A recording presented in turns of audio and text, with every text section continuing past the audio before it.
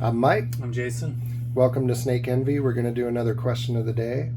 Now, this one we know going in comes with some controversy. In fact, I have even seen some folks on YouTube tackle this topic, and I frankly don't agree with the opinion that many have. But we're going to talk about basically self-veterinary care for animals like snakes. I am betting, as a breeder, that you're doing a lot of it.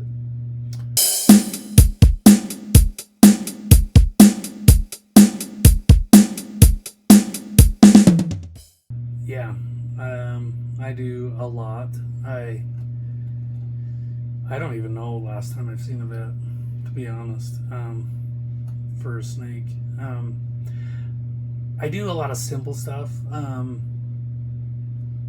and some stuff is not like, it's kind of faint of heart. Like, it's not fun to do.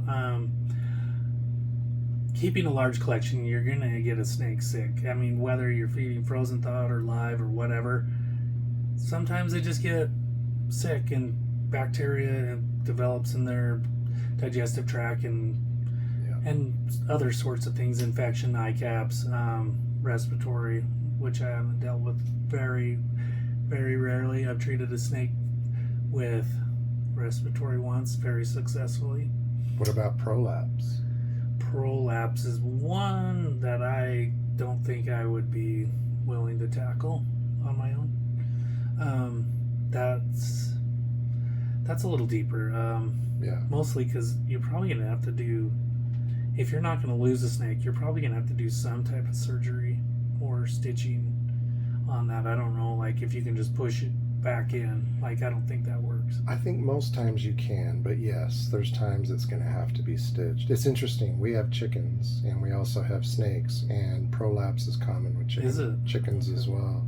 And so you see a lot of conversation online among chicken owners about how to treat prolapse, and it's obviously the same process. But here's where it gets controversial. There are some people, now, you would never offer your services to other people. I mean, you have partners in your breeding operation, that's different, but you're not going to get the word out that, hey, I'm not going to go, hey, save money and don't go to a vet, come to me. No. That I think we both agree with. That's kind of unlicensed veterinary medicine, and that can get anybody in trouble who's doing something like that, particularly if you're charging for it. I equate this to farming. I spent summers on a dairy farm growing up, my grandparents' farm. And here's how it usually worked. A farmer would run into something that they hadn't seen before in terms of an injury, an illness. They would call a veterinarian. The veterinarian almost always, because in these rural areas, the veterinarians have to travel a long ways. And it's expensive, for the farmers. The veterinarians were very educational, and they would offer the farmers the option of, I can teach you how to do this next time, and I can sell you basic things like antibiotics.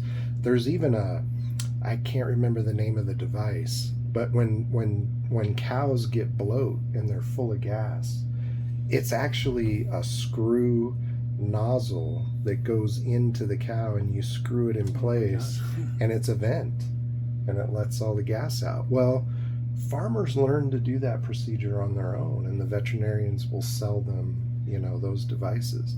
Now, a farmer knows his limits, and just like you say, some things you're just not comfortable with. But I can't imagine having 500 plus snakes and not having to do some of my own veterinary care. The other thing is, do you even know right now where the nearest exotic vet is?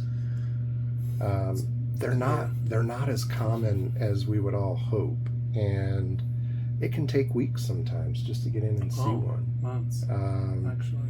So your snake can be dead by then if it's just a simple, infection or something that you might be able to treat on your own. So we are going to do a longer video on this, and Jason might even share some things that everybody should be comfortable in doing.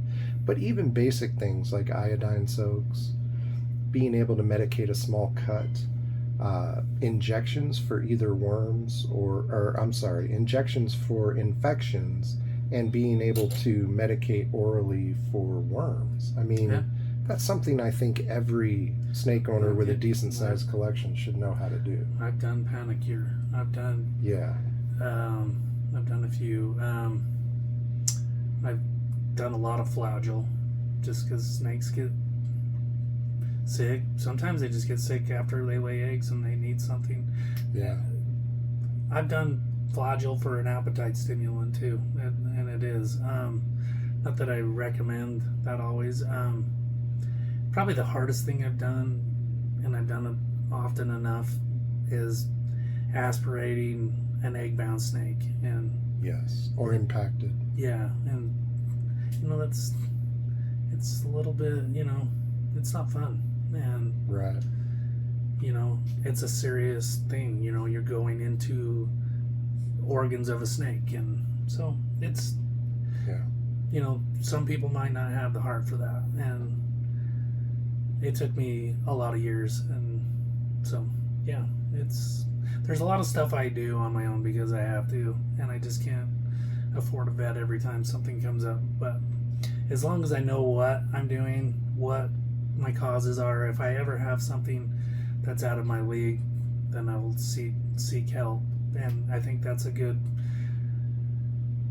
thing for everybody to think of. If you don't feel comfortable doing so, you should get a vet. If Absolutely. you do, like, flagellating a snake is super simple, but you need to have proper dosing, and so Yes. that's where you need the professional advice from, I would say. And I'm betting you've learned from vets over the years, and they've been happy to share with you some Yeah. things you can do on your own and sell you the medications. And Yeah. yep. So give us your thoughts. To what degree are you comfortable medicating your own snakes or treating your own snakes, and where's your limits? And what's your opinion in general on self-veterinary care, particularly for large collections? Thank you. Thanks.